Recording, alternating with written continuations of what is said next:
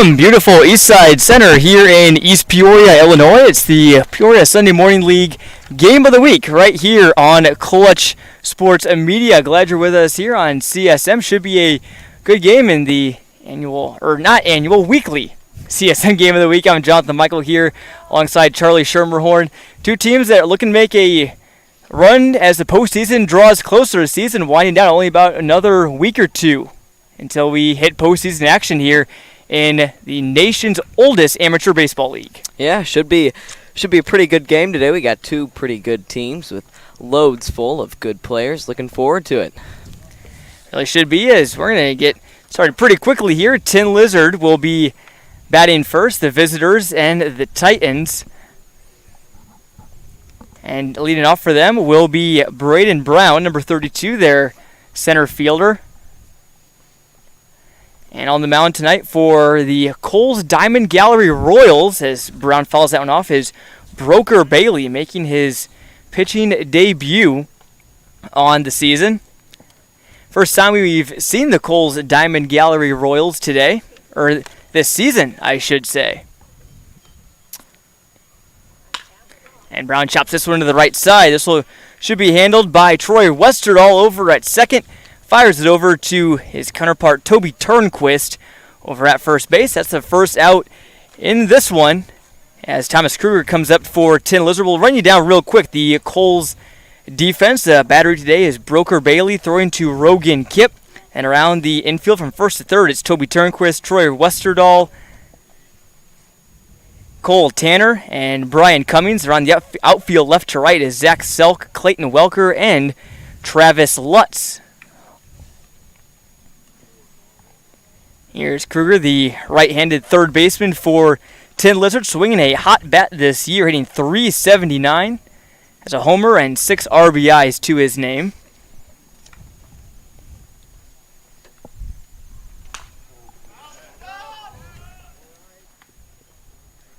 Fouls that one back. He'll make it 2-1. It's a pretty muggy day out here, Charlie, I would say. One of the at least more uncomfortable games we've had, at least weather-wise to start, but should probably cool off. And the good news is it's not raining, because we've had a couple of rainouts, especially for the Sunday morning game of the week, that have been postponed. Yeah, a little bit humid out, but doesn't hurt at all. Nice. Probably about 75, 80 degrees out here. Sun shining. And pitch there from Bailey is lifted out into right field and put away by Lutz for out number 2. Travis Lutz has pretty much played baseball for almost every team you could think of around the Peoria area. He started out his high school career at Limestone, played some years at ICC, just finished up his first year with the Bradley Braves, now playing for the Kohl's Diamond Gallery Royals. So Travis Lutz, maybe a Peoria baseball icon in the making, as Bryce Brown is set to hit with 2 outs here in the top of the first. In case you're just tuning in, Braden Brown grounded out to second to start this game off.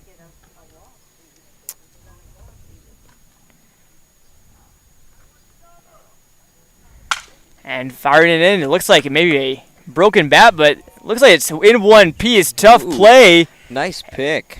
And they got him at first base. Nice pick there from Turnquist on that one hop on the throw from Cole Tanner, but Broker Bailey and the Kohl's Diamond Gallery Royals riding a little bit of a hot streak here at the end of the year. Go 1, 2, 3 in the top of the first, and they'll get their first chance in the field here in the bottom of the frame. But first, I want to thank all of our great sponsors that help make today's broadcast possible, starting with the official sports drink of the Peoria Sunday Morning League in Body Armor for great, refreshing, and hydrating drink before, during, or even after the action. Get some recovery in there. Body Armor sports drink. Want to thank them for their support of the PSML. And also by Tin Lizard Bar and Grill for great food, great drinks, and some live music. Head on over to Tin Lizard Bar and Grill, located inside Paradise Hotel and Casino in East Peoria. And also by Kohl's Diamond Gallery. Sure, a lot of good diamonds there over at Kohl's. I want to thank them for their support of the Royals of the PSML. As we get set here in the bottom of the first, Charlie, take away the Royals lineup 1 through 9. Yeah, so leading off, we got Kohl Tanner. And batting second, we got Clayton Welker. In the 3-hole, Josh Hyder. He's DHing for pitcher Broker Bailey. In the cleanup spot, Travis Lutz. Batting fifth, we got Toby Turnquist. In the 6-hole, Brian Cummings. The 7-hole, we got Zach Selk. Batting eighth, Rogan Kipp. In batting ninth, Troy Westerdahl. John, this lineup's loaded with lots of power hitting and contact, a lot of speed. If you notice one thing with the Kohl's Royals, they steal a lot of bases. They do, and certainly it all really starts for them with their leadoff batter coming in here, Kohl Tanner. He's got 8 steals on the year to lead the team, so if he gets on base, he is always a threat to run, as most leadoff batters are, especially in baseball, and Tanner exemplifies that. He's hitting .319 on the year and watches an off-speed pitch from Tin Lizards pitcher Brady Hensler for strike one.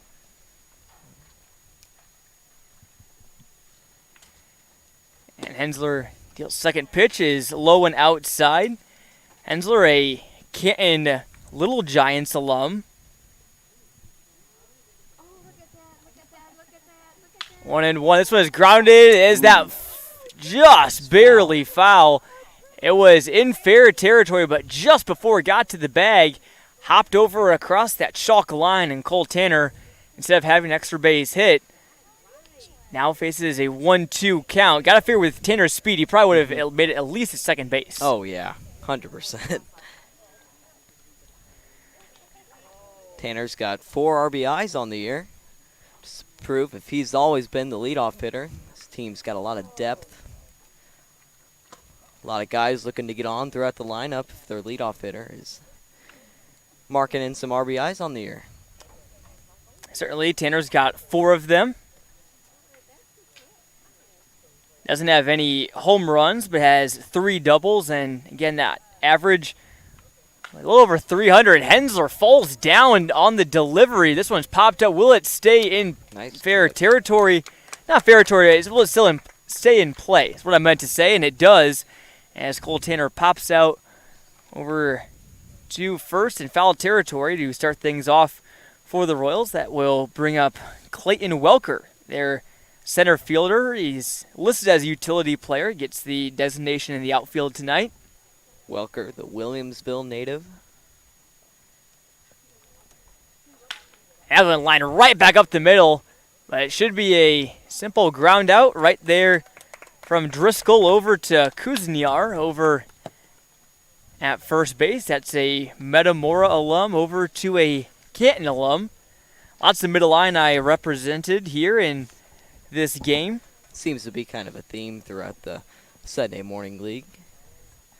A lot of Morton players, a lot of Washington players, a few Metamora players. Certainly is. And when shot back up the middle, this could be a base hit for Hyder if he could leg it out, but it doesn't look like it. Throw from Brown over to Kuzniar. Does it in the top of the first, so he just breezed through the first inning there. 1-2-3 on both sides of the ball, and the Tin Lizard Titans and the Kohl's Diamond Gallery Royals still on it up at 0 on a beautiful evening here at the East Side Center in East Peoria. You're watching the Peoria Sunday Morning League Game of the Week here on Clutch Sports Media, and want to say that this broadcast would not be possible without the sponsorship of Body Armor Sports Drink, the official sports drink of the PSML, and the PSML Game of the Week. Next time you're out at the grocery store looking for something to keep you cool and refreshed, hydrated here in the dog days of summer, Body Armor Sports Drink is your way to go. And also by Tin Lizard Bar and Grill over in East Peoria for great drinks, food, and live music. Head on over to Tin Lizard and located inside Paradise Hotel and Casino in East Peoria. And also by Kohl's Diamond Gallery. Want to thank Kohl's and obviously their Diamond Gallery for their longtime support of the Sunday Morning League, a sponsor that's a little bit newer to the league.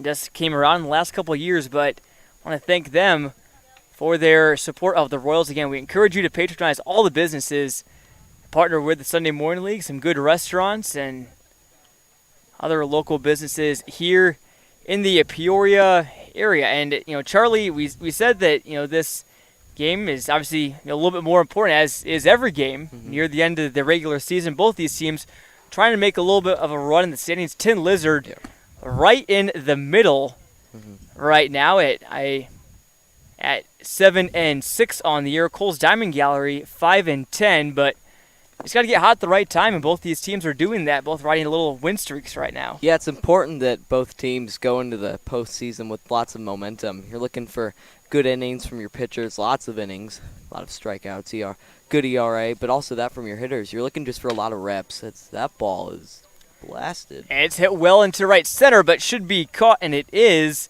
There by Clayton Welker out there in center field. Showing off the wheels there to retire the Titans pitcher who is batting, Brady Hensler. Usually in the Sunday Morning League they have DHs, but Tin Lizard elects not to use one. They want to let Hensler bat. He's got a pretty good one so far this year, hitting .250 with 1 homer. Bit of a Shohei Ohtani, if you will.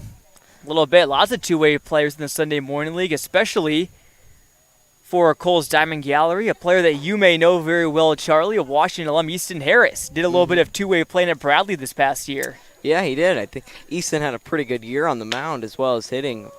That one is bounced right over the head of Cummings. Took a tough hop. And we have our first base runner of the game. That's Jimmy Driscoll, the Metamora Redbird, getting his team-leading 13th hit of the year. That may be a little spark there for the Titans. Motions towards the dugout, tries to get them a little fired up. Like that ball took a little bit of a hop as it left the grass infield. Nice playing surface here at Dave Rogers Field here in East Peoria. First pitch in the at-bat from Bailey is low and in the dirt. Gotta say, Teddy, Broker Bailey hasn't had too many stats so far this year. Batting, he's just 1 for 3 with a walk, a run, and a strikeout. As the runner is going, throw down is into the outfield, and Driscoll is going to try and take third, and he will with no problem at all. And just like that, Tin Lizard has a run 90 feet away from home plate. Yeah, now if you're Cale Jacobs, you're really just looking to put the ball in the air. Something in play. The last thing that you want to happen right now is a strikeout. If you strike out, you're going back to the bench with empty-handed. Just want to put something in play. Could even just be a ground ball, too, potentially to the right side. That one away from Jacobs. I'll make it a 2-0 count. Introduce you a little bit to Cale Jacobs, keeping the middle line high train rolling. He is a Pekin Dragon formerly, hitting .238 on the year. Nice off-speed pitch. That one had some movement from Bailey and snuck right in the zone there at the last second. Yeah, it looks like he's rolling with the two-seam fastball. A little bit of cut action back on the batter's hands there. Bailey fires in the 2-1. This one is chopped in, foul. Almost hit Jimmy Driscoll. Was heading in the direction of Tin Lizard's third base coach over there. The Titans are managed by George Kruzik, a Peoria Sunday Morning League legend.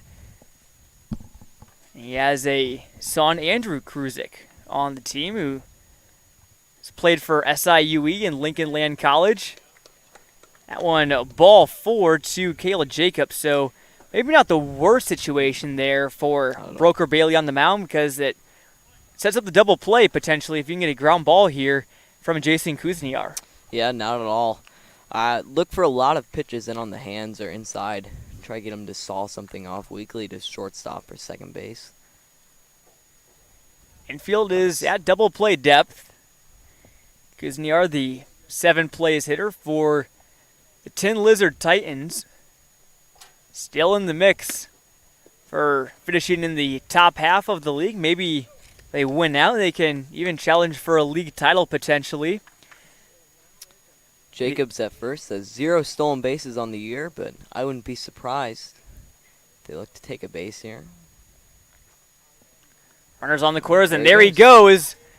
The runner at third is going home, and you had to know that was going to throw at the plate, and they got him just by a second.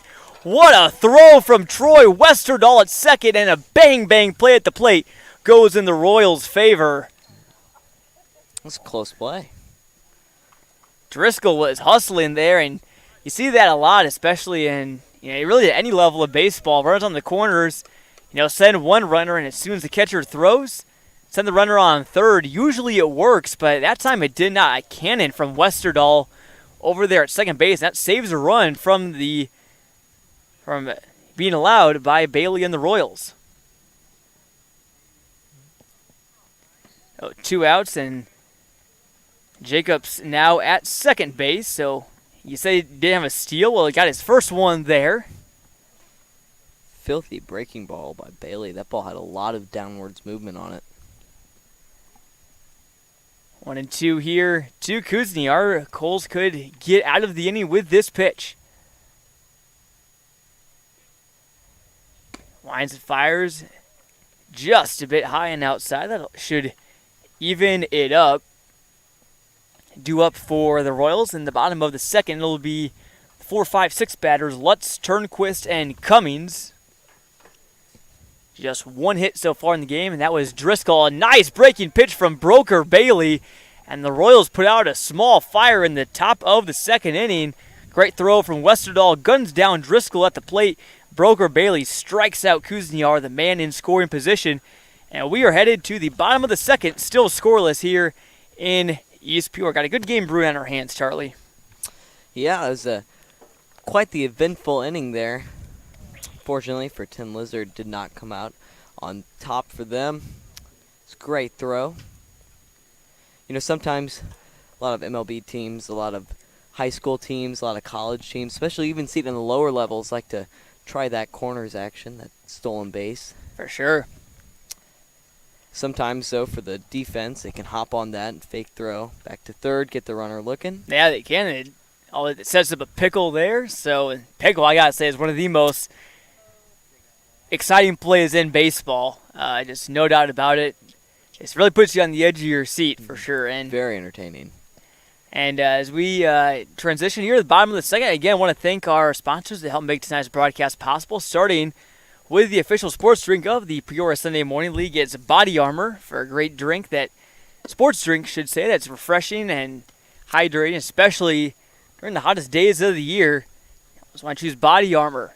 Comes in a variety of different flavors as well. And also by Tin Lizard Bar and Grill, located inside Paradise Hotel and Casino in East Peoria. And also by Kohl's Diamond Gallery. I'd like to thank them for their support of the Royals. I want to encourage you next time when look at some diamonds, to head on over to Kohl's and shop their selection of the best diamonds. And talking about some diamonds, Charlie, the Royals, a little bit some diamonds in the rough, I should say. The Royals start off really slow on the year. They lost their first 6 games of the year and were outscored 43-15. But their last 4 games, they're on a 4-game win streak, and they have 32 runs in their last 4 games. They have more runs in their last 4 games, Charlie, than their previous 11 games combined. So the Royals are really starting to turn the corner at the right time. Yeah, kind of like I said earlier, it's just you want to build that momentum headed into the postseason, especially with your hitters and your pitchers. You want to really lock in on place. You want to go into the postseason with lots of forward momentum just to build that confidence up so you can play to the best of your ability. First pitch to Travis Lutz. Introduced him a little bit earlier. He's wearing the old school Kohl's Diamond Gallery Royals jersey. Obviously, all the Sunday Morning League teams usually draw on a Major League team for the inspiration with their jerseys, and a healthy cut from Lutz is swung on and missed. 2-1. Swing like that, you'd think he's going for a home run. Lutz on the year has 0 home runs, but he does have a whopping .455 batting average on the year. It's pretty impressive.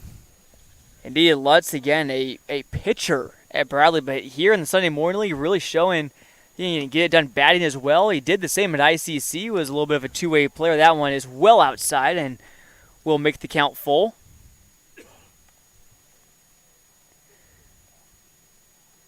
Lutz last year in the Sunday Morning League hit .292 with 15 RBIs, and he draws a walk right there. That'll give the Royals their first base runner of the game. Leadoff walks, Titans don't want to see that. As Toby Turnquist gets set to hit, he's the Royals a first baseman. Turnquist comes into this game batting .333, 5 RBIs, and 1 stolen base. Number that really stands out to me, there's 5 RBIs. You see he's leading with Josh Hyder in RBIs for the Royals. Indeed, that one is popped up, and that should get out of play. And it does. Make it 0-1. Turnquist, a graduate of Monmouth United High School, the Red Storm. A little bit west and north of Peoria. I gotta say, Charlie, that's the first time I've seen anybody, at least they went to a Monmouth High School, playing the Sunday Morning League, at least, of my memory. Some guys that have played in this league are playing at Monmouth College, the Fighting Scots, the D3 school. Yeah, definitely. I've seen a couple Monmouth colleges, but never. Turnquist grounds it to first. This could be 2. Throw to second. They got 1. Throw back to first. Can they get it? No. Throw gets past him, and Turnquist will just stay there at first. Good decision. So they will probably call it a fielder's choice. Don't think that they'll give him error, because it looked like Turnquist may have beat the throw anyways, even if it was caught cleanly by Kuzniar over there at first base. But either way you slice it, it's 1 down and 1 on for the Royals. Brian Cummings, their third baseman, will get his first lick this afternoon.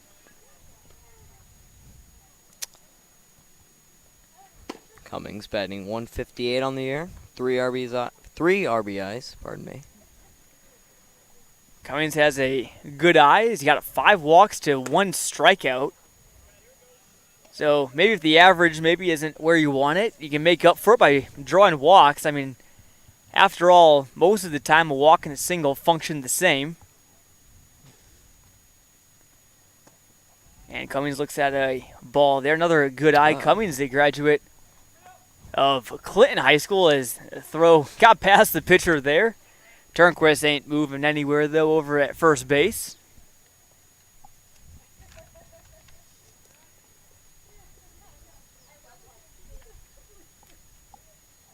Not much wind here at Eastside Center tonight. That was a factor last week as Cummings looks at a strike.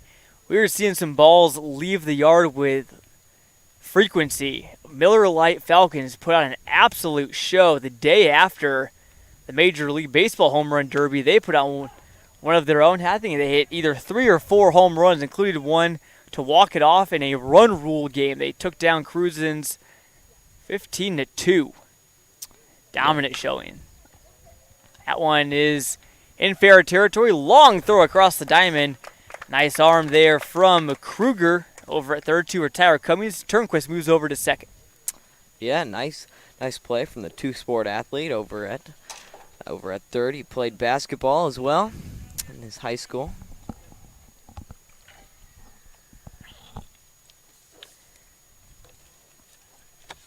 That will bring up Zach Selk for Kohl's Diamond Gallery.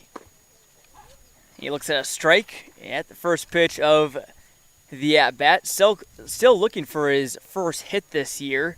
He's got an RBI and a walk. Graduate of Delavan High School, and if anybody from Delavan watching, we were actually, Delavan, their baseball team on Twitter was interacting with us. If you've been following our social media channels, the finals of Clutch Sports Media Madness are going on, where we make a bracket to decide what high school has the best fan base in Central Illinois. And Delavan baseball, they quote tweeted one of our tweets and sounded like they were maybe a little disappointed they weren't included in the bracket. So we'll have to maybe consider adding Delavan into the mix next year. If there's any Panther fans watching. That one is strike, and that one is strike 3, looking backwards K for Brady Hensler and the Tin Lizard Titans. We're through 2 innings. Kohl strands a run, and we are still scoreless here in East Peoria. And real quick, want to again thank all of our sponsors that help make this evening's broadcast possible, starting with Body Armor Sports Drink, the official sports drink of the Peoria Sunday Morning League, and I believe this is the first year that they're sponsoring Sunday Morning League. So certainly want to thank Body Armor for coming along. Great refreshing sports drink, comes in a variety of flavors. And also by Tin Lizard Sports Bar and Grill, located inside the Paradise Hotel and Casino in East Peoria. Tin Lizard has it all. You got appetizers, you got drinks, food, live music occasionally. Head on over to Tin Lizard, proud sponsors of the Titans. And also by Kohl's Diamond Gallery. Next time you're looking to buy some diamonds, head on over to Kohl's. They got a good selection. Want to thank them for their support of the Sunday Morning League. And as we round back up to Tin Lizard, Charlie, Tin Lizard also on a little bit of a hot streak as well, starting with a guy that's due up third. Or not third, but he'll be coming up in the lineup soon. He'll be next 5 batters, but some Titans batters have really been on a hot streak. Bryce Brown and Thomas Kruger swinging some hot bats lately. Bryce Brown has 4 hits in his last 11 at-bats. 3 of those hits are doubles and has 4 RBIs. Thomas Kruger is 5 for his last 9 with 3 RBIs and 4 runs. So Tin Lizard, haven't mentioned it much, but they've won their last 3 games, and those 2 have really been a big part why. Yeah, they both attended Morton High School, which Morton in the Middle Illini is a powerhouse for baseball, competing almost every single year for a regional and sectional title. And the Potters had a good year this year, but were eliminated in the playoffs, maybe perhaps a little bit earlier than they expected to. I believe they were victims of the magical Richwoods run, if I'm not mistaken. I'll have to double check. Memory serves me right. Charlie's shaking his head no, so again, it shows you how much I know, at least off the top of my head. That was the home team, Washington, that got defeated by Richwoods. Well, Richwoods, maybe that was later. Richwoods won the regional, but they beat Washington in the semifinal. I think they beat Morton in the final, and that game, I believe, was at Metamora. Rogan Kipp getting set to hit here. Or not Rogan Kipp, excuse me. This is Hostetler for Tin Lizard. Hostetler, another Morton grad, hitting .250 on the year. No homers and an RBI. Chops this one left side. If he hustles, he can maybe get it through, and it is misplayed under the glove of Cummings. So Hostetler will reach on, will likely be scored in E5. And the Titans have their first leadoff base runner of the evening. That'll bring in another familiar face, Drew Tucker. Yeah, from our point of view, that play looked fairly general and easy, but really, that's a tough play to make. That ball's coming at you with a lot of spin, a lot of hard movement on it. Changes which way it's going at the blink of an eye. Pickoff throw over to first, and Hostetler back safely. That throw from Bailey just kind of to keep him honest, but Broker Bailey, unless his stats weren't updated, this is Bailey's pitching debut on the year. He's looked really good. That he has. First time through the lineup, at least as he has Tucker here, the number 9 batter, just allowed 1 hit, 1 walk, 1 strikeout. A couple groundouts, a couple flyouts as well, so Drew Tucker attended Metamora High School and is part of a magical Metamora state run, whereas Metamora basketball won state. Pickoff throw back down to first, and Hostetler. That one was a little bit closer, but still dives back in safely. And Tucker is a well-ingrained figure on the Clutch Sports media airwaves. We've seen him more than a couple times, and he's going to be high jumping at SIUE in the fall. Multi-sport athlete, played baseball, basketball, and track. Pops that one back up and out.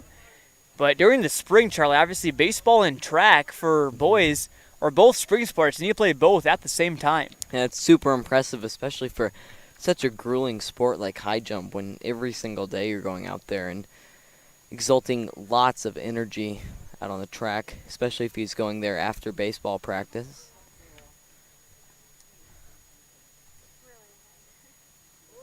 Here's pitch to Tucker. That one chopped foul. That'll be second strike of the at-bat. Again, Hostetler still at first, and leadoff batter Braden Brown on deck. And Thomas Kruger, who we just mentioned, swinging a hot bat, is in the hole.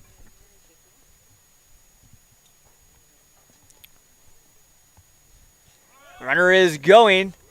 Ball, and that one is thrown down. It looks like Hosteller got in there safely. That throw from Kip behind the plate was to the wrong side of second base. And Hosteller got that leg in there. Nice stretch. And he's got a stolen base, so runner on second. Nobody out now for Tucker. It's Hosteller's first stolen base of the year. He's getting a pretty decent lead over there first. Maybe the Royals know something that we don't know.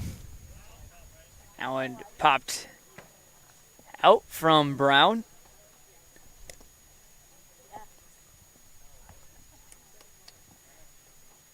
And I was saying Drew Tucker was called out there on strike. Thought that pitch was a ball, but it's called strike 3. So one down for the Titans. This one is hit well into deep left. This one could be trouble. It gets down.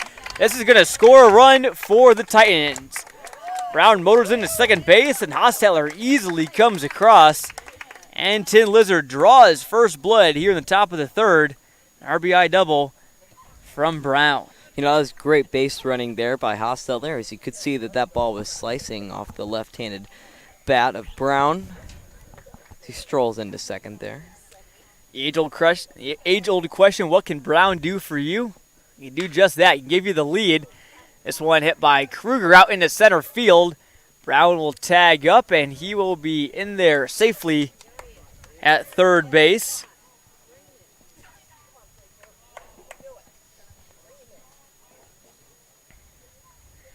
And so with 2 down, that will bring up, excuse me, it looks like, surely I want to apologize for a mistake. I had my Browns mixed up. It appears that Bryce Brown was the leadoff batter. This is Braden Brown right here.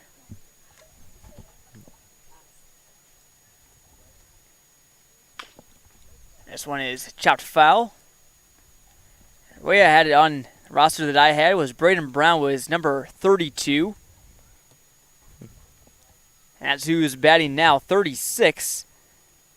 Is now with 36 listed on the official roster, but Bryce Brown does not have a number, so we'll assume that Bryce Brown is number 36 and that he was the one that had that RBI double. That one called strike. You know, even though that Bailey just gave up a run in this inning, he looks fairly comfortable out there, especially if this is, in fact, his first time on the mound in the Sunday Morning League. I haven't talked about, I've never in my life seen anybody else with the name Broker. Really interesting name. Pretty unique. Can't say I minded too much. That one is ripped foul off the top of the bat there. A little bit early. Just a bit. A little bit under it, too. That one may have found its way to another field here at the East Side Center.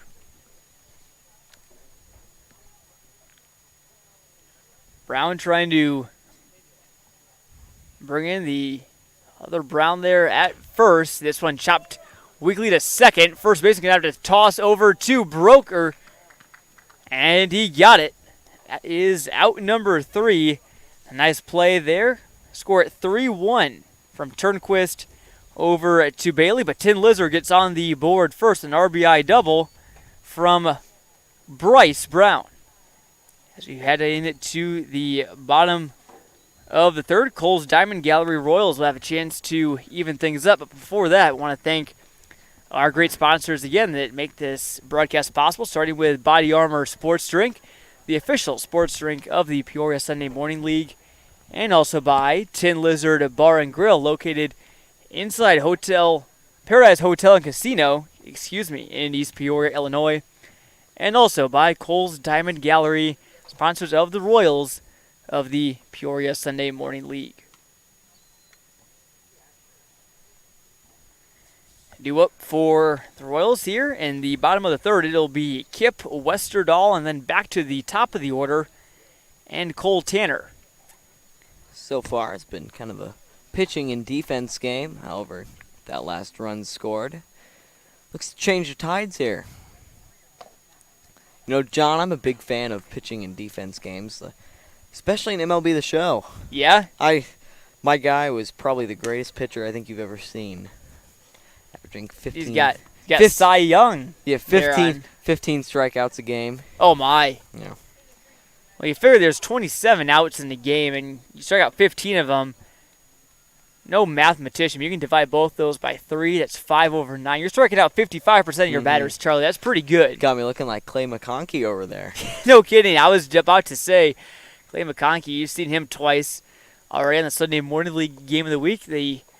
Probably one of the best, if not the best pitcher in Sunday Morning League history with the Miller Lite Falcons, and he was on the mound last week against the Cruisins Reds. So if you want to see a Sunday Morning League legend, go back and watch that game. It's on demand on our YouTube channel, as are all the rest of our broadcasts, both for Sunday Morning League and for local high school sports here in the area. First pitch, breaking ball to Kip is a strike. This one hit, should be a can of corn out to right field, and Cale Jacobs, first time we've called his name in the field, puts it away easily for out 1. It's a nice catch. If you look over, the sun is right in his eyes. Yeah, I can't really tell from this far, but it appears that he does not have sunglasses on.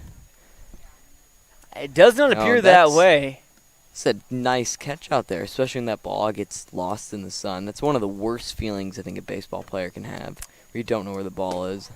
It certainly is. Westerdahl looks at a strike, and it makes me think of, I can't remember exactly the 2 teams that were playing, but I know the loser of the game was Texas. In college baseball, there was it was a game and the winner went to the College World Series. There's a pop-up with runners on base, I think, in the bottom of the 9th. And the Texas infielder lost it in the lights, couldn't find it, just dropped right in. Run comes across the score, and ultimately the Longhorns didn't make it to Omaha. That's when grounded back to the pitcher as Hensler, simple fire over to Kusniar for out number 2. And Hensler really looking good here. First time through the lineup, allows just 1 base runner that walk to Lutz.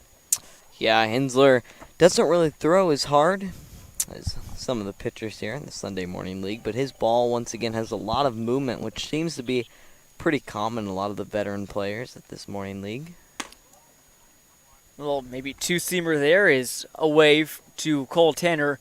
So one thing I've noticed, Charlie, as I've kind of got to get used to this league a little bit more, obviously is Sunday Morning League and CSM. This is our first year together and broadcasting games. We've been very lucky and very glad to have done so. But one thing I've learned is that this is a league that really benefits pitchers that don't really overpower you, more so finesse guys that have great off-speed pitches, like Clay McConkey, who just had a devastating curveball. We've seen some other guys who maybe a little bit older don't have maybe that same live action in their arm, but they just can pinpoint their control and just befuddle some batters.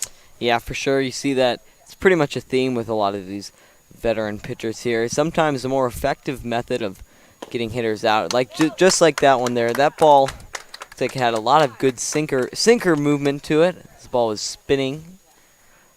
A lot of rotation there. That ball just sank. A lot of topspin on it. So Brady Hensler gets a strikeout of Kohl Tanner, who is swinging one of the best bats on the team for the Royals, and Tin Lizard looking pretty good on the mound, but they only hold a 1-0 lead as we move on into the top of the 4th. This one's moving pretty quick. No pitch clock or anything. It's just the pace of play here in the Sunday Morning League. These guys know how to get it done in quick fashion and get on home. As we move on to the top of the 4th, again, I want to shout out all of our great sponsors that help make tonight's broadcast possible, starting with Body Armor Sports Drink, the official sports drink of the Peoria Sunday Morning League, for a great, flavorful, and refreshing sports drink before, during, or after the action, whether that's playing baseball or maybe even just mowing your lawn. Body Armor Sports Drink, the official sports drink sponsor of the PSML. And also by Tin Lizard Bar and Grill, located inside Paradise Hotel and Casino in East Peoria. Great food and drinks and live music. Head over to Tin Lizard. And also by Kohl's Diamond Gallery, the Royals of the Peoria Sunday Morning League. I want to thank them for their support of, want to thank them for the support of Sunday Morning League. Sorry, you had a little bit of, we're getting a, looks like a clarification here on some numbers and positions here for the Kohl's Diamond Gallery Royals. But we're moving on here into the top of the fourth inning, as Tin Lizard will get set to hit. And it'll be Hensler, Driscoll, and Jacobs, 4, 5, 6 hitters, as they try and expand upon their 1-0 lead. One thing about Tin Lizard is, looks like Kohl's Diamond Gallery, the Royals will have a new pitcher. Looks like that will be Kohl Tanner now on the mound for the Royals. So Broker Bailey's day is through after 3 good innings of work. Allows just 1 run, but still in line for the loss. With Tanner going to pitcher, we got Westerdahl, Troy Westerdahl that is, moving from second base on over to shortstop. Josh Hyder from DH, Hyder's going. Hyder moves to third. Yep, Hyder's over at third now. And Logan Griggs enters into the game at second base.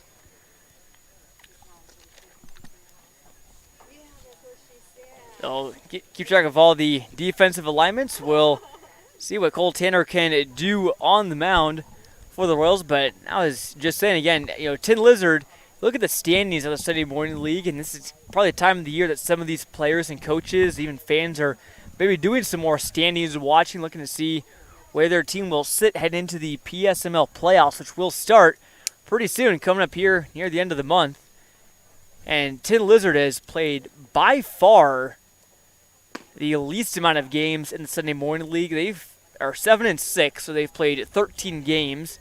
Most of the other teams in the PSML have played in the neighborhood of 15, 16, 17 games, so it'll be a busy final stretch for the Titans coming up. Again, there's some rain, some weather. There was that one day where we had games canceled. Obviously, we also had some wet fields, but also, in fact, we had some unhealthy air quality kind of that rolled in late June that canceled some games as well. So, again, I want to give a big shout out to the Sunday Morning League staff, Tim Cundiff, Zach Schulte, and all the other people behind that, trying to reschedule these games and get them all in. Yeah, that air quality was really a weird one, John. Obviously we're not in New York or Chicago, but just viewing up some of the pictures, that was like orange.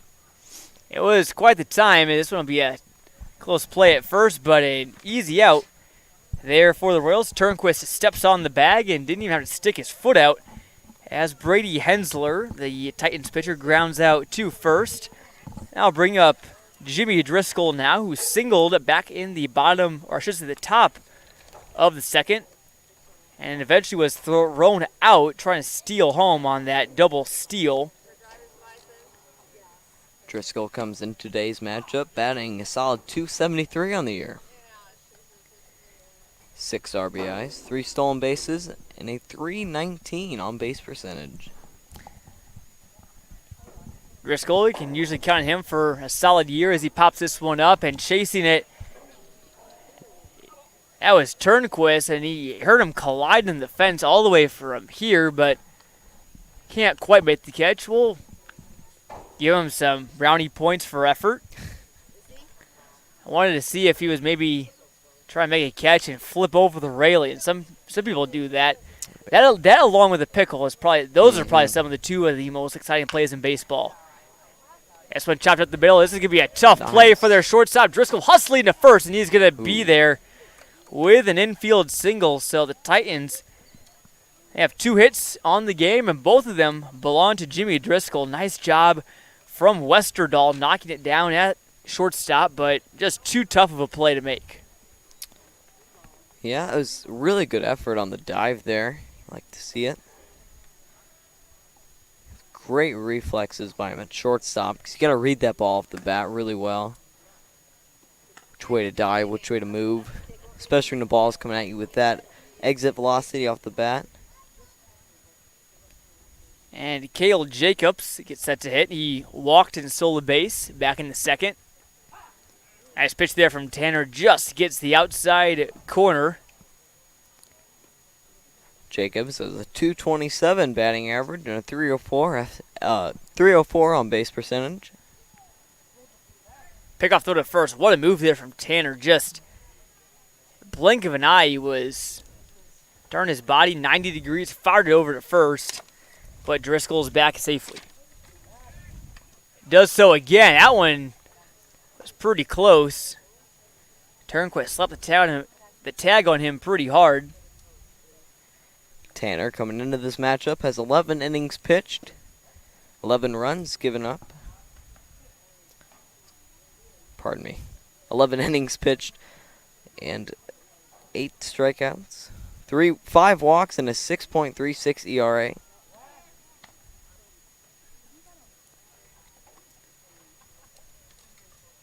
For Tanner right now, obviously the job is to just try and hold the Titans at 1. Looks like it might be a low-scoring game. This one is hit well into right field and retreating. And what a catch out there by Travis Lutz. Showing off his speed, and that's a big out for the Royals because that one could have been extra bases, maybe a run scoring. But instead, 2 outs and a runner on first. Nice play there from Travis Lutz, the two-way player out there in right. Great drop step on that ball. He got a really good read on it. One of the key properties having a solid outfielder is that they can read the ball off the bat. As soon as that ball is hit, it looks like Lutz got a pretty good jump on it, allowing him to go on the run, get under it. I'll tell you something, Charlie. If Bradley head coach Elvis Dominguez is watching this, he maybe Elvis consider putting Travis out there in right field on occasion, as Bradley starting right fielder Carson Huseman transferring after the end of the year. So, Lutz again, primarily a pitcher with Bradley, and got a couple at-bats, I think, during the year, but he was a rotation piece for them.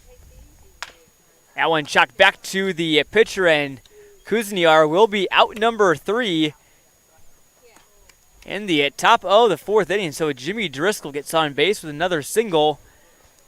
But Kohl Tanner and the Royals keep the Titans' bats quiet in his first inning of work. And we got a little bit of a pitcher's duel on our hands. We'll see who blinks first. And it'll be due up for Kohls. It'll be Welker, Hyder, and Lutz. But before that, maybe they're grabbing a quick swig of some Body Armor in their dugout. Body Armor, the official sports drink of the Peoria Sunday Morning League, for great refreshing and great tasting drink that gives you some good hydration. Body Armor, your choice to go. And then also by Tin Lizard Bar and Grill.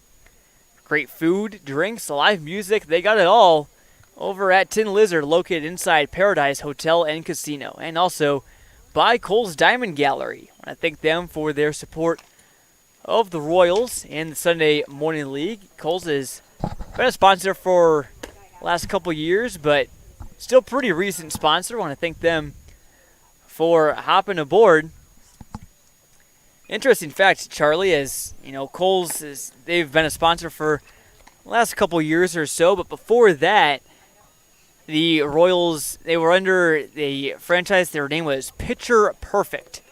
And under that franchise, them and Mike Dunn, one of the most historic players in Kohl's Diamond Gallery history, one of the best baseball players from the Peoria area, period, Mike Dunn won 9 championships with Pitcher Perfect. And since about maybe the mid-2000s or so, I would like to say, again, it's off the top of my head, but that was a really good franchise here in the Sunday Morning League, and they're trying to find that same success. Mike Dunn not in the lineup right now, but he's having a really good year. Again, two-way player, hitting .357 and has a 2.21 ERA. So this one is ripped by Clayton Welker, and maybe Mike Dunn gave him a little pep talk, and he tried to maybe overthrow there from center, and that's not what you want there from Tin Lizard. Bad mistake in center from Brown. Welker will take second base, and Brown had no business throwing that ball over to first. Maybe tried to catch Welker napping. That's about the only thing I can think of. But Royals are going to have a runner on second and nobody out on a bizarre play. Now Josh Hyder, the big slugger for Kohl's Diamond Gallery, steps in. With that error, that makes Josh Hyder's job 1,000 times easier. First, he wanted to try and keep the ball off the ground to avoid the double play. Now, all he's got to do is hit something hard to the right side of the field. Which sounds easier than it is. But if he can elevate something, get into a gap, or hit a hard ground ball to the right side of the field, that'll advance the runner, Welker. Again, with nobody out, even a productive out here, like a ground ball to the right side, like Charlie mentioned, could be big. Runs have come at a premium this evening. Hyder gets a piece of it, fouls it back into the dirt. Hyder, also from the Middle Illini, attending Washington Community High School. Then he went to ICC for a year, where he then transferred to SIUE to play baseball. Yep, he's committed to play SIUE this fall. Just wrapped up a great career at ICC. It was a big slugger for them. Hit lots of home runs. Has just one in the Sunday Morning League so far, but the Sunday Morning League home run numbers usually are a little diluted when you compare them to college and high school stats because it's a wood bat league. As Hyder gets set to hit the 0-1. Nice breaking ball. Tough pitch to take there. Welker at second base, and perhaps the best scoring chance for the Royals so far today. That was their first base hit of the game, as Hyder watches one high. Grounded out to shortstop back in the bottom of the first.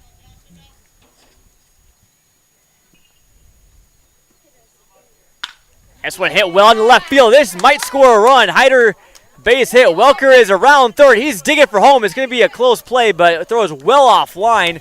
Hyder will take second, and the Royals are starting to put something together here in the bottom of the fourth. That ties it up at 1 and still keeps the runner on second with nobody out. RBI double from Josh Hyder, his third double of the year and 6th RBI. Yeah, Hyder just saw that inside pitch and pounced on it. He took the opportunity. If I'm Hensler, I'm not real happy with myself right now. So the big power hitter like that with an open stance, you're looking to pull the ball a lot. And the last place you want to put it is inside. Inside on his hands. He just reached out, and another one like that. And Lutz hits that one well. That one's fair on the right field line. This will score Hyder, and Lutz will go to second. A triple not in the cards there, but an easy stand-up double. And the Royals have gone single, double, double to start the bottom of the fourth. They now take the lead over the Tin Lizard Titans. Travis Lutz with his 4th RBI of the year. You saw the same thing there again, with it just kind of happened to Hyder. Lutz, another open stance hitter, threw the ball inside, and he paid for it. See, I bet he throws his next pitch somewhere either up or on the outside part of the plate. I'll take a look and see. Charlie, your predictions have usually been pretty good. That one down in the dirt for a ball. Can't get them all right. Otherwise, it means you wouldn't be a broadcaster, because usually they don't get them all right. Toby Turnquist, now the first baseman, bats with still nobody out. Runner on second. Turnquist had that fielder's choice back in the second.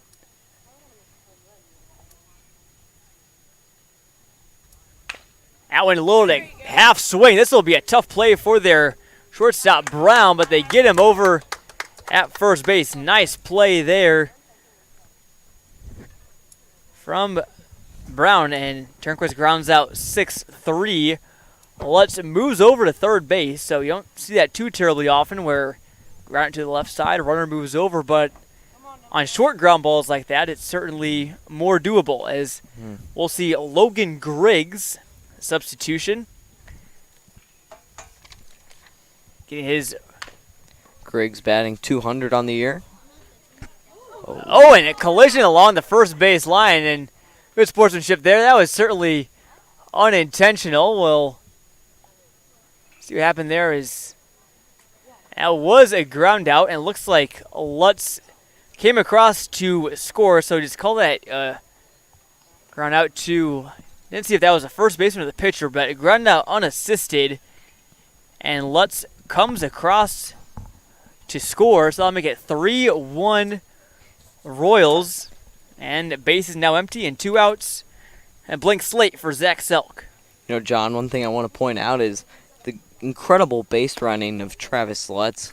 When he was on second, Turnquist hit that little chopped ground ball to the shortstop. He showed off good base running by letting the ball get past him and then taking off to third. And right there, he saw that the pitcher was going to go to tag him out, and he just sprinted home. High IQ play there by Lutz. Yeah, Lutz getting done on the base pass, and the Royals now have a 3-1 lead. Selk, looks at a ball inside.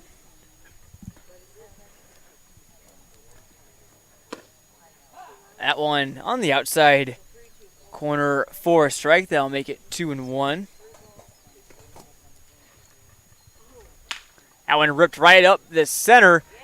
And play there, Brown over at shortstop, over to Kuzniar, and that will do it in the bottom of the fourth. But a productive inning for the Royals. They start the inning with 3 base hits, and it results in 3 runs scoring. Welker, Hyder, and Lutz all cross the plate for the Royals as they now take a 3-1 lead over the Tin Lizard Titans. And as we move on here in the top of the 5th, again, I want to thank our sponsors that help make tonight's broadcast possible, starting with Body Armor Sports Drink, the official sports drink of the Peoria Sunday Morning League, and also Tin Lizard Bar and Grill over in East Peoria, and also Kohl's Diamond Gallery.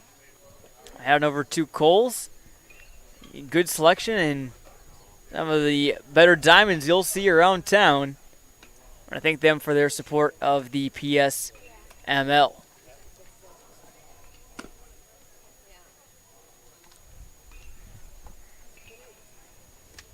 And Charlie is, Kohl's scored those 3 runs. A little bit of uncharacteristic scene for the Titans giving up 3 runs an inning because lately in their last series against the Cruisins Reds, Tin Lizards pitchers were just lights out. And though in that series last week against the Reds, 3 games, they allowed a combined 7 runs, 22 hits, 31 strikeouts, and 10 walks.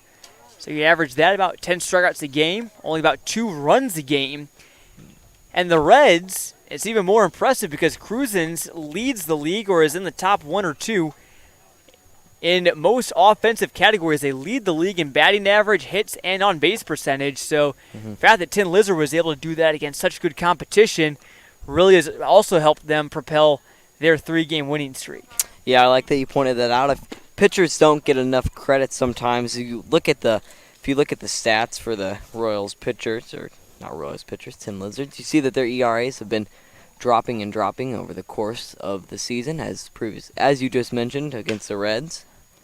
This one is chopped up there by Hostetler. Throw from second over to first is in time. Nice job there by Logan Griggs over at second base. So one down in the top of the 5th, and that will bring up the Metamora Redbird and Drew Tucker. But you said that, Charlie, Tin Lizards got some pretty good pitchers on their team. They got Cooper Kraft, who on the year is 2-2 with an 0.61 ERA and 23 innings pitched. So he's certainly their ace. As Tucker lines it right back up the middle, almost took Tanner's head off. And Drew Tucker with his third base hit of the year, and maybe the Titans can have something to respond with now. Yeah, sometimes all it takes is one at-bat, just like that.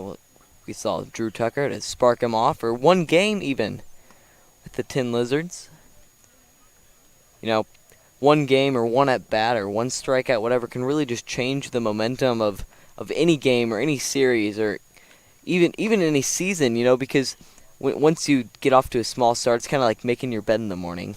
Yeah. You gain a little bit of confidence to keep the momentum rolling and keep it rolling, and then you start winning some more games, and it's a domino effect, Certainly, that one fouled right back onto the backstop here. This is Bryce Brown, the leadoff batter for the Titans, who had an RBI double, back in the third inning.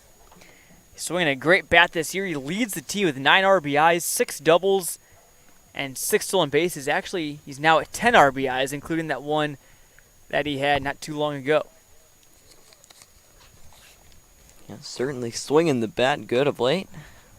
Fouls that one back again. That one out of play. And I look over and I see a Firehouse Pizza Expos player over there. The Expos will be in action on this field right after this. We won't have that one for you here on Clutch Sports Media. Just this one tonight, but this one's been a pretty good one. The Royals leading the Titans 3-1. So we come down the stretch of the regular season in the Sunday Morning League. These games like that, low scoring, lots of pitching, good defense, are really a jackpot when it comes to baseball. You know, sometimes games can go long and go on and on and on. Oh, with the ball. Out the ball inside, and Tucker will say it first. But yeah, these short games or these low-scoring games are entertaining with lots of good plays. As we saw just a few moments ago, a diving play at short. They throw it away. Kohl's given an opportunity here to do the Titans, and Tucker maybe thought about going to third, but probably wouldn't have been the best decision. Nice call there from his third base coach, and Turnquist got to that ball pretty quickly. Tucker showing off his track abilities over there. I'm well aware that he does high jump, but I'm not a track expert at all, but I feel like to get good momentum to jump up, you got to get some sprints going, and as you see right there, he almost took off to third. Good decision. This one is popped straight up in the infield, and looks like Tanner tried to find it and is under it for out number 2, so that will retire the Titans' leadoff batter. And with 2 down, last chance for Tin Lizard. In the top of the 5th is Thomas Kruger, the Lincoln Land Community College product. Kruger, when I was looking at his bio on the Lincoln Land website, said he's a Cardinals fan. Gotta say, pretty smart guy. Hate to disagree with you there. No matter how smart he is and his Major League Baseball team of choice, flies out to right field. That will do it in the top of the 5th after Kruger goes down after first pitch swinging. We'll move on here to the bottom of the 5th. Kohl's Diamond Gallery Royals, a chance to add some insurance runs. It'll be Kip, Westerdahl, and Tanner due up for them. But before we get to that, I want to thank our sponsors for tonight's broadcast, starting with the official sports drink of the Sunday Morning League and Body Armor. Gotta say, a Body Armor sounds pretty good right now. My water bottle has run out, so would love a Body Armor right now, but I'll have to wait till after the game. But for you at home, next time you're out at the grocery store, take some Body Armor. The good, refreshing sports drink comes in a variety of flavors as well, and I can say, personally, does taste very good. And also by Tin Lizard Bar and Grill, located over in East Peoria for some great food and great drinks. You'll get it all at Tin Lizard Bar and Grill. And also by Kohl's Diamond Gallery. I want to thank them for their support of the Royals. And head on over to Kohl's if you're in the market to buy some diamonds.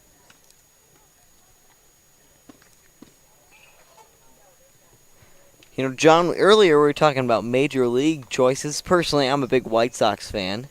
I don't mind the White Sox. Sunday, all I got to say is Sunday Morning League legend Jim Thome happened to play on the White Sox. He did. He did indeed. And, you talk about Sunday Morning League players that played professionally. A famous alumni for the Kohl's Diamond Gallery Royals, I was looking at the media guide, and this happened pretty recently, too. I don't have it in front of me right now, but I believe his name is Oscar Hernandez. Back in 2020, said that he was called up to the majors with the Kansas City Royals. Coincidentally enough, straight from the Sunday Morning League. Hernandez was looking for places to play, found a Sunday Morning League. Obviously, in 2020, there wasn't much going on, not many opportunities to play ball. Found an opportunity to do so in the PSML and got called right up to Kansas City. His MLB career so far has been pretty short. Just played about 2 games or so back in that 2020 season, but still really interesting to hear about that. Just goes to show how much hidden talent there is. Washington legend, so to speak, two-sport athlete Mason McCoy, who I believe played on the Miller Lite Falcons. Maybe at the time they weren't the Miller Lite Falcons, but he played on that same branch of team. Yeah, Mason McCoy at AAA with the Tacoma Rainiers, the AAA affiliate of the Seattle Mariners, as this one is popped up by Kip and put away by the second baseman, Jimmy Driscoll. So that will be, should be 2 down here in the top of the 5th, or the bottom of the 5th, I should say, unless I'm mistaken. Or I should say, actually, that's 1 down. Kip was the first batter of the inning. My apologies there. Here's Westerdahl. This one is popped up. This is going to be in the short center, at least from our angle, but put away easily by Bryce Brown, and another out for Hensler and the Titans, who Hensler has pitched a really good game. Aside from that 4th inning, hasn't given up a hit outside of the 4th inning and just 1 walk. Yeah, solid numbers on the year for Hensler. He's got an ERA just under 2, I believe. There's a lot of pitchers in the Sunday Morning League that have sub-3, sub-4 ERAs. A couple guys maybe even go below 1 in their ERA. Really all comes down to who's got some good pitching down the stretch. Both these teams have a little bit of it. Out in a strike 2, their leadoff batter, Kohl Tanner. Other teams that pitch well that come to mind, Miller Lite's got some really good pitchers. Obviously, Clay McConkey. They got Ellis as well. Firehouse Pizza, that one nearly hits Tanner in the helmet. Just would have grazed him on the off-speed pitch there, but Falcons looking really good down the stretch. Putting together a little bit of a year like they had last year as Tanner fouls that one off again, where sort of a ho-hum start, but just they've caught fire, and they just ride that into the postseason. And they've done that, at least are looking to do that for the 2nd straight year and win their 4th straight league title. Yeah, for the Miller Lite Falcons, really just took 1 game. Last game I called against the Cruisins Reds, it was an absolute slugfest. You know, home runs, walks, doubles, singles, triples, you name it. Leadoff hitter Bo Durbin, the solid batting average, if I can remember right, it's like 357. Something, he's in the high 300s. Something in that area. In the high 300s for sure.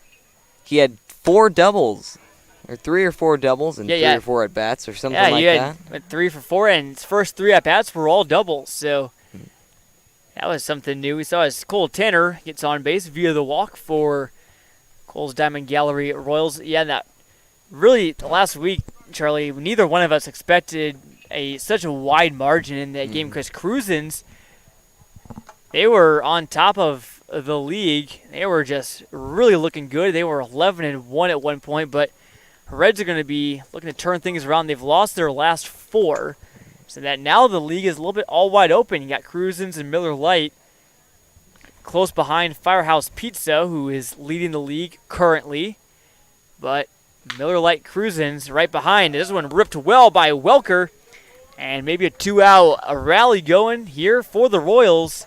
1st and 2nd and 2 outs, then Josh Hyder comes up to bat. Yeah, you know, John, baseball is a really weird game. Can go either which direction. Sometimes the team that you would say is so-called the underdog that's supposed to lose by 15 runs comes up and wins by 30. Yeah. You know, obviously those aren't to scale baseball runs, but it's more of a football I'd say 30 is quite a lot of runs. I don't know if I've ever seen 30 runs in a game. That's not a video game. I have not. I've seen some games that people have scored in the 20s. I know some MLB teams. I think the MLB record, I want to say, is 27. Don't quote me on that, but I believe it is 27. And I will, you know what? I'll fact check myself here in between pitches here from Hensler to Josh Hyder. This one is popped up And we'll get down. This one could be a run. Tanner with some great speed around third, and he is in safely. Josh Hyder, his second RBI of the game. And another insurance run for the Royals. Tanner, you knew when that ball got down with his speed, wouldn't be much of a problem for him getting across the plate. Hyder now has 7 RBIs on the year. Big hitter with a large OPS. Usually in the cleanup spot, which is a dream come true for hitters of his type. Big power hitters who can drive the ball in any which direction. MLB record for runs in a game for one team is 36. Now, it says the team record for most runs in its overall history is the Chicago Cubs. That's overall runs. The record for most runs scored in a game is 36, set by the Chicago Colts, or now the Chicago Cubs, against the Louisville Colonels on June 29th, 1897. That is a long time ago. 1897, that's the year that my recent alma mater, Bradley University, was founded 126 years ago. You know, John, speaking of the Cubs, yesterday, I believe, the Cubs were down 1-0 and scored 16 runs in a row. That one belted by Lutz. Not to interrupt you, Charlie, but that one was almost a home run, but just goes foul and into the Tin Lizard Titans bullpen. There's some action over there. We can't see who it is from our angle, but there may be someone new on the hill coming up soon. Yeah, that was quite the game from the Cubs. As much as you've been paying attention, as much as this Cardinals fan hates to admit. Cardinals are starting to get a little hot, but not the season they've been looking for. Lutz pops it up into foul territory, and it's put away there by Kuzniar. That'll be out number 3, but not before the Royals put on another insurance run thanks to Josh Hyder, making his case for early game MVP honors. He's got 2 for 3 with 2 RBIs. And as we move into the top of the 6th, I want to take this quick opportunity to thank all of our quick sponsors for tonight's broadcast, starting with Body Armor Sports Drink, the official sports drink of the PSML, Tin Lizard Bar and Grill, located inside Paradise Hotel and Casino in East Peoria, and also by Kohl's Diamond Gallery. Visit them at their multiple area locations.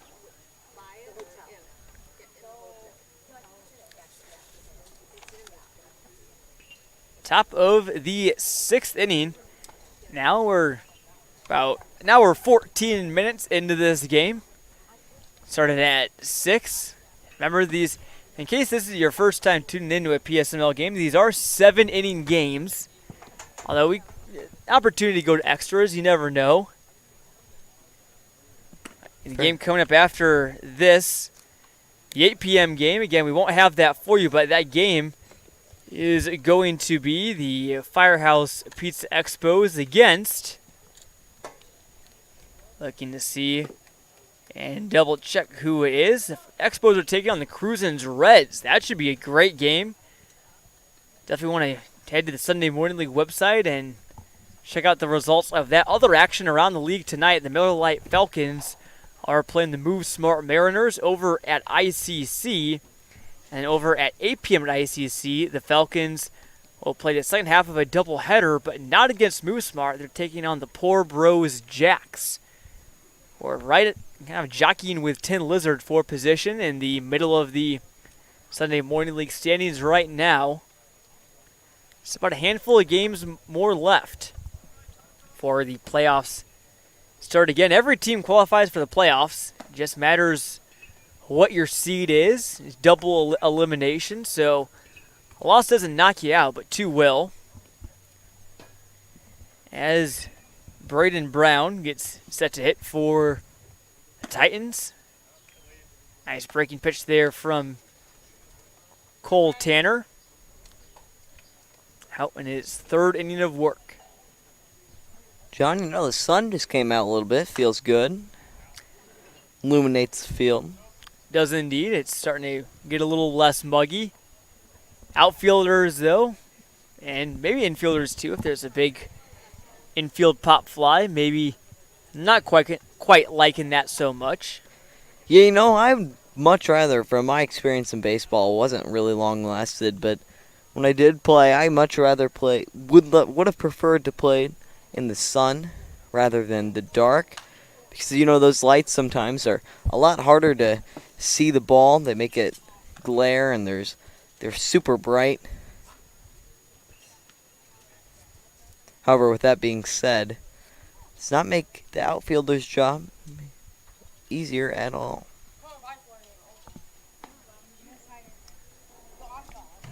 And her stares in for the sign, and it's set to hit to Brown. That is a ball that'll make it a full count.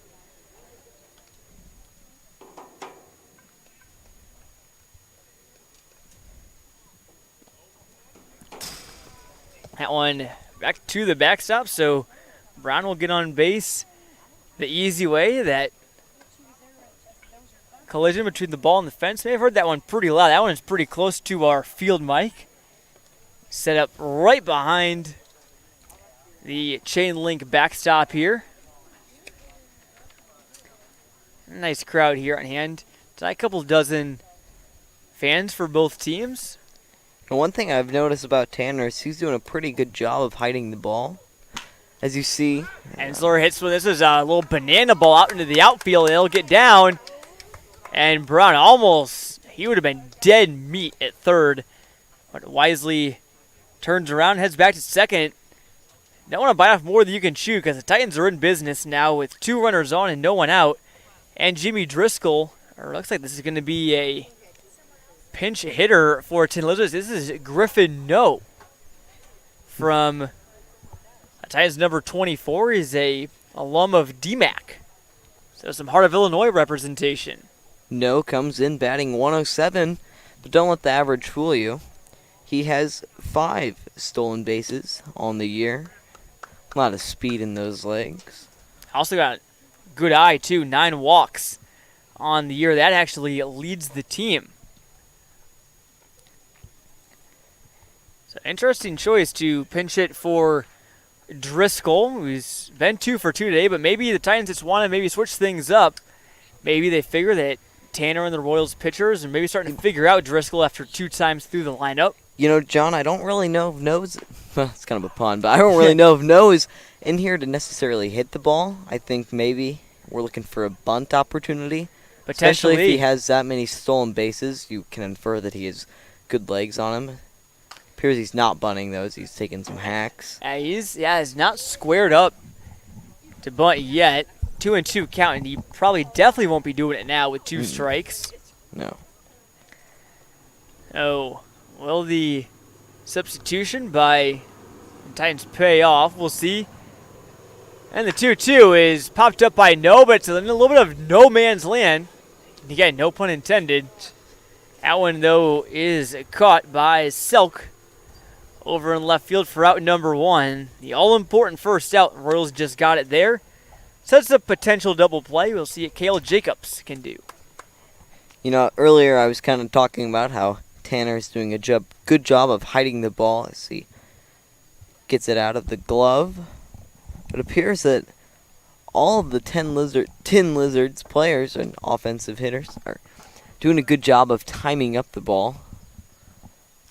You know, you start to wonder maybe if second baseman can take a look into his glove or something. It appears that that's not happening, but it's something that can definitely happen. They have like secret signals, I guess. Sure.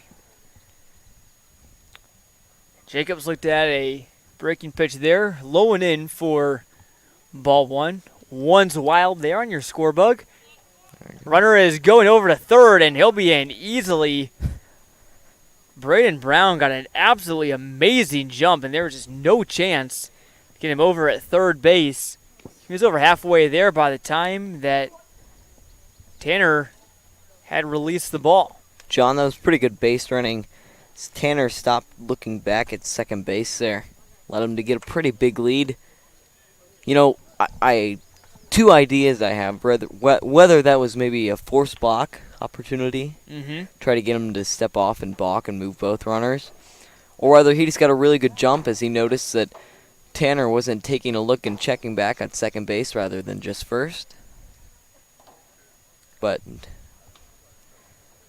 no matter what, it's a good display of base running. And that one fouled right back there from Jacobs. That will make it a 2-2. At least by my count, I should say 3-2. I think our home plate umpire maybe overheard that. Corrected me. The scoreboard's not working, so got to really pay attention to the umpires as much as we can. This one chopped to third. This could be 2. Royals get 1. Can they get 2? It's going to be close. Ooh. They can't hang on to it.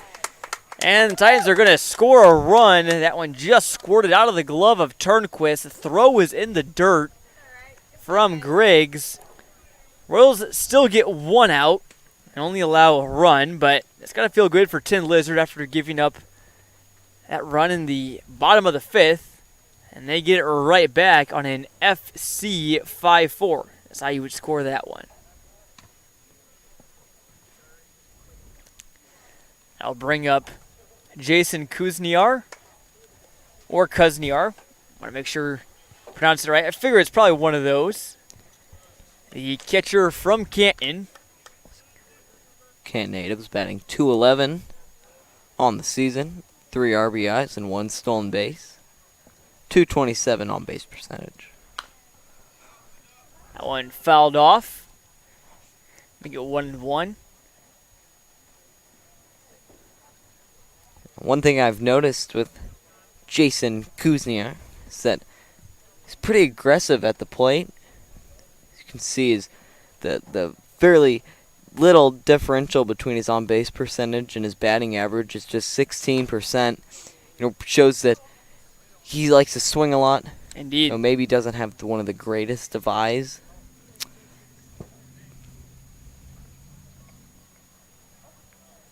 Kuzniar sporting his Canton apparel. He's got that Canton Little Giants gold helmet, and he got purple Nike gloves. The exact colors of his former high school. 1-2. This could be the last pitch of the inning for Kohl Tanner and the Royals. That one got into short. Nice pick there by Westerdahl, and he throws it by, and the Twins have more life here in the top of the 6th. Kuzniar will stay at first, but Jacobs moves over to third. It's a great hustle there by Kuzniar. Wondered if he rushed a shortstop there, which I believe is Westerdahl, if I have that correct. Yeah, Westerdahl started out at second, but moved over to short. Griggs is now at second for the Royals. Great hustle there, though. He barreled that ball up, too. Hit it pretty hard. Just right above the grass there. Nice pick. Even though the throw might have been not 100% on point, that was still a really good play there at short. That certainly was, and that keeps the inning alive for the Titans. Again, never know what could happen in the 7th, so you want to get those runs now and maybe make up that deficit.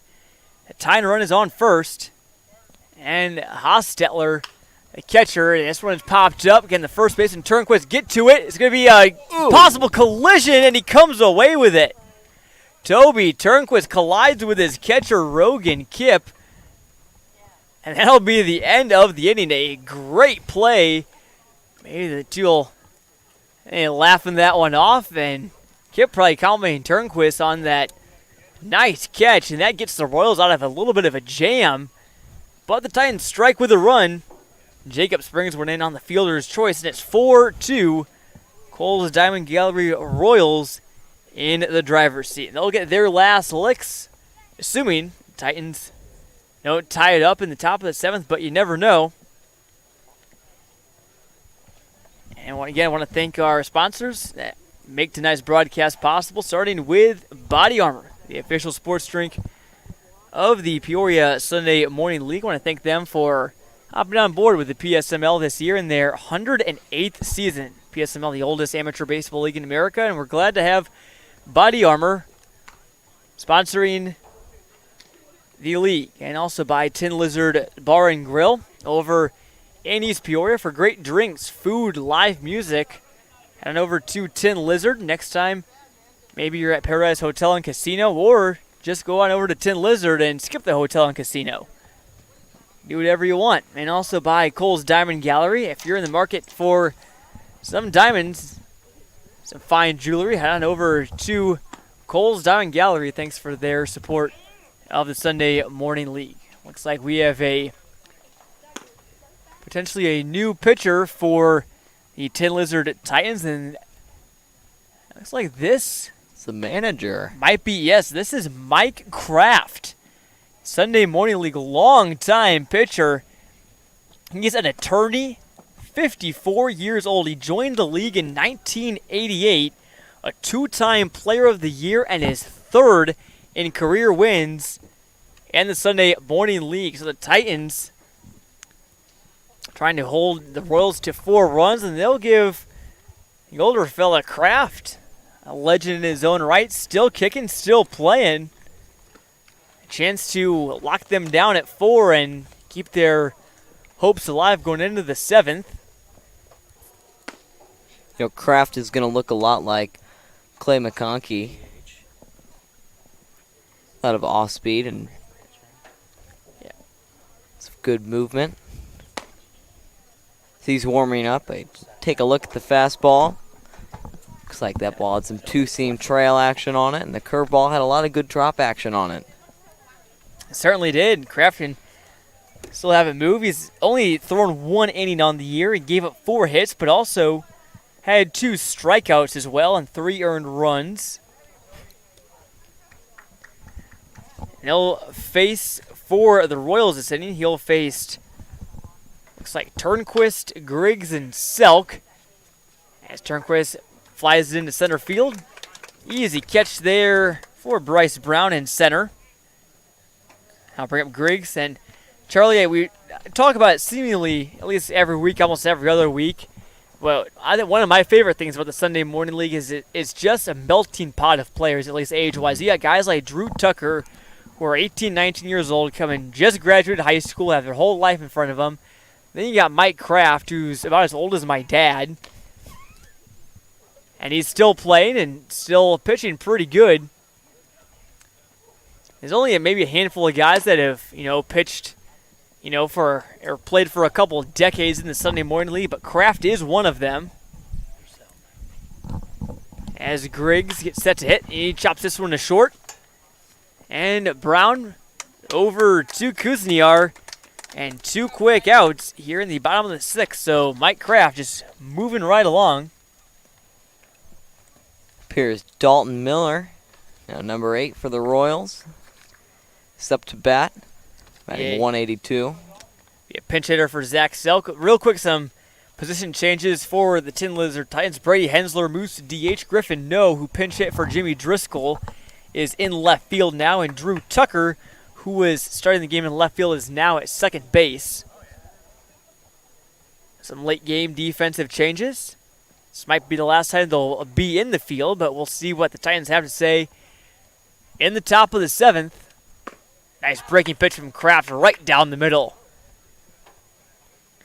It'll be Tucker, Brown, and Kruger due up for the Titans in the top of the 7th.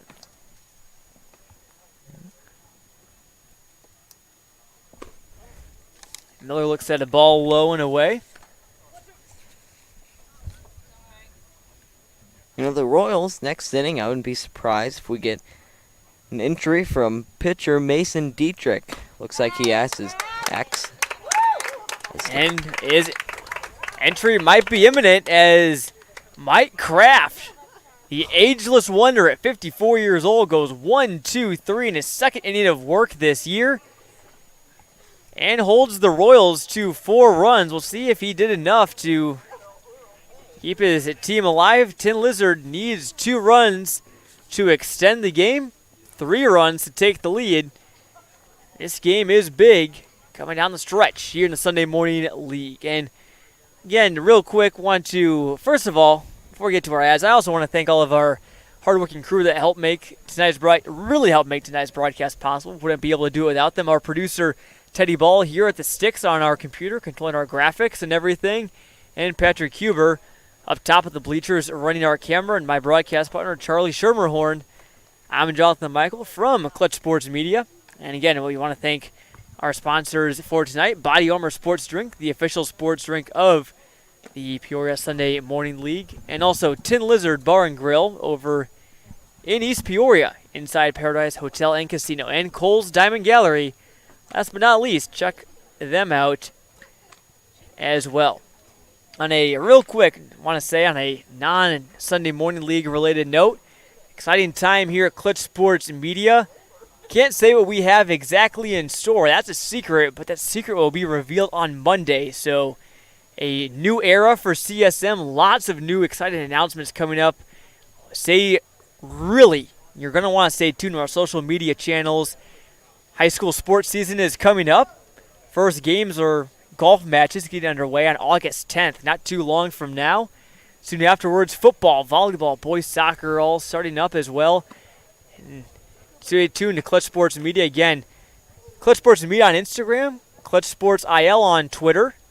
You want to head to our Twitter again. Got the finals of CSM Madness to decide the best fan base in Central Illinois going on right now. Pekin Dragons right now have a pretty good lead, but Richwoods Knights, they're down but not out. There's still enough time. About maybe, I'd say about 22 hours left in that final poll. The Pekin Dragons looking to repeat as the best fan base in Central Illinois. Here's Drew Tucker to get things going for the Titans. Number 9 batter is 1 for 2 with a single and a strikeout. Appears that the Royals have stayed. In fact, with Kohl Tanner. Tucker hits this one well in the center on the run. What a grab from Clayton Welker out there in center field. That's a heartbreaker for the Titans. Tucker hit that ball really well. That would have either, maybe he's thinking home run, maybe he's thinking at least a hit to the wall. That ball ended up in the glove of Welker, and it'll just be the first out of the top of the 7th. What an amazing catch that was on the run. John, if you were to take a guess, how many feet do you think he ran? Oh boy, I'm trying to think. I mean, obviously, didn't run a ton, at least right to left, but is more so from where he was and running backwards as Bryce Brown fouls it back. I'd say, I'm trying to think, I always envision long distances as if I'm on the golf course. I'm like, how many yards would that be? Like, how long of a chip shot is that? I'd say maybe 50 to 60 feet, about maybe 20 yards or so. Brown tries to catch him, snoozing with a bunt there, but it goes foul. I'll make it 0-2. Kruger on deck. He came in this one swinging a hot bat. 5 for his last 9, but he's had 3 flyouts tonight. Brown had an RBI double back in the 3rd, a pop out to the pitcher back in the 5th, and back in the 1st, he grounded out to 2nd. Here's Tanner with the 0-2. Swung on. This is going to be a tough play from their 3rd baseman, and not being able to make the play. That's a tough one. It's like that's Hyder over there at 3rd base. He started the game at DH. Now in the field, but Bryce Brown will reach. Not sure if they'll call it a single or an error, but we'll hold off on the official scoring. We're not the official scorers. We're just having some fun here in the booth. Hope you are as well here watching the Sunday Morning League Game of the Week on Clutch Sports Media. It's been a good one so far.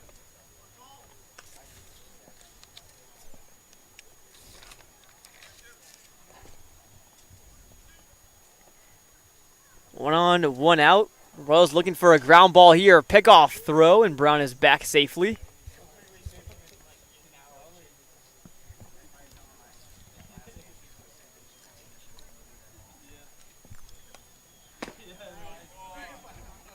It's like actually this is actually not a pinch hitter. This is Thomas Kruger. That one inside. That'll make it 2-0. Kohl Tanner trying to close things out. Swing and a miss there. That'll make it 2-1. This would be a save situation for Tanner, who on the year, as you mentioned earlier, Charlie, came into this game, a 6.36 ERA, but Hasn't pitched like it today. He's pitched like a guy that maybe has, a 1 or a 2 ERA. Looked really good on the mound today. Has one complete game to his name. This would be his first save if he's able to hang on. John, I was a little bit surprised that they didn't go to their Mason Dietrich. This one popped up by Kruger. All that shortstop has to do is locate it. He's got it. That's Troy Westerdahl. Had an errant throw back in the last inning, but makes up for it there. Hanging on to that pop fly, and now Tin Lizard is down to their last chance. It's Braden Brown, who's 0 for 2 with a walk and a stolen base. And Bryce Brown over at first. He's got some speed, 6 steals on the year. If I'm Brown right now, I know that you're trailing in this game, but I'm really looking to make a statement. Really looking to take a big, powerful swing at this ball and see if you can get some distance on it. Because with 2 outs, there's not a lot you can do with the runner on first. Obviously, if you advance a runner, that's great. Yeah, certainly. Obviously, I think priority number 1, I think for Brown is just keeping the line moving. Mm-hmm. Maybe start a rally. For sure. And then, number 2 is if you see a good pitch, maybe try and yank one out of the yard. This one is fouled back straight over our heads. That's where Tanner comes in. I think if I were him, I'd keep the ball on the outside part of the plate. I would throw maybe a few off-speed pitches, but definitely want to make him non-hittable and try to entice Brown so you don't accidentally hang something and give him something that he can blast out. Pick-off throw, and Bryce Brown is back safely.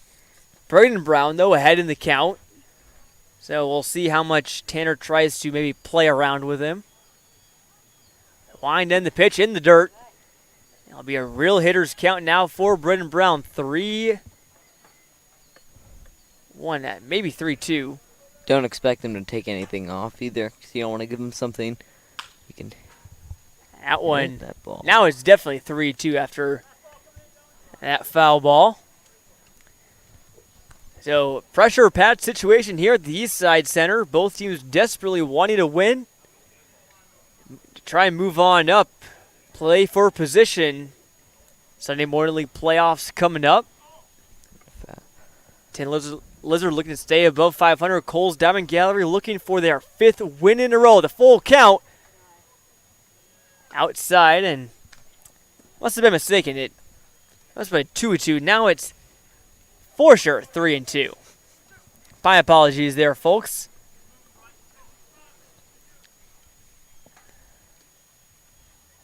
Runner is going, and this one is popped up down the line. Going to be a tough run, but under it in foul territory, making the grab. That looks like that was Dalton Miller, I believe, who just came into the game. The pinch hitter for Selk, and the Kohl's Diamond Gallery Royals hang on for a 4-2 victory over the Tin Lizard Titans. What a game we had here today, Charlie. A lot closer than last week's game. That is 100% right, and with that win for the Royals, that pushes Cole Tanner a new stat line, and that is in the save column. Gives him 1 save on the year. John, that was a great game. Low scoring, lots of good defensive plays, lots of hard-hit baseballs. You love to see it. Certainly, and you mentioned Cole Tanner, the pitcher for the Royals. Really, that pitch is what got the Royals the win today. They allowed just 5 hits to Tin Lizard. Got to give some credit to the Royals starter, Broker Bailey, who has a really good first 3 innings of work. Cole Tanner comes in for the final 4, gets the job done. Both pitchers allowing just 1 earned run each. Didn't see many strikeouts today, but we saw a lot of balls in play that, were just some groundouts, flyouts. Really nice job done by Kohl's Diamond Gallery. They are on, officially I want to say, they're on a hot streak. 5 games in a row 100%. They've won, I should say. It's a huge win. That gives them a lot of momentum heading into the postseason. Lots of confidence to go out and play the best brand of baseball that they can possibly play. That's where it's at. If you're going to make a run deep in the postseason like the Miller Lite Falcons like this Kohl's team. You know, you want to start it off with a good entry into the postseason. You know, I think that's what it's all about. It certainly is. Click at the right time. Everything makes it a lot easier. Coming up for Kohl's, they'll have a doubleheader against the current leader in the Sunday morning league, the Firehouse Pizza Expos. That'll be a doubleheader here on Sunday morning at 9 and 11 on the East Side Turf Field. They'll wrap up their regular season next week with a Tuesday game against Miller Lite right here on the East Side Main Diamond. Then they'll finish it up. They'll end with a doubleheader and finish off their season series with Tin Lizard here next week as well. We'll get a look at Tin Lizard the rest of their regular season. Got a couple games left for sure. They have a game tomorrow against Firehouse Pizza. A doubleheader on Sunday against Move Smart. Doubleheader next week against Brienzo's, or I should say Brienzo's and Firehouse.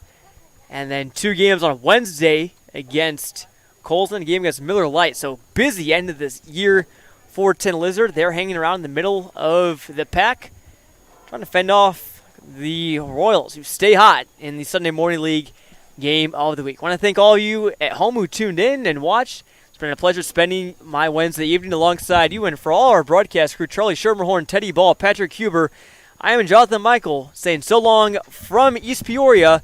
Royals winners tonight in the Sunday Morning League game of the week. Stay tuned next week where we'll have the Move Smart Mariners and the Brienzo's Orioles in the last regular season edition of the PSML game of the week live on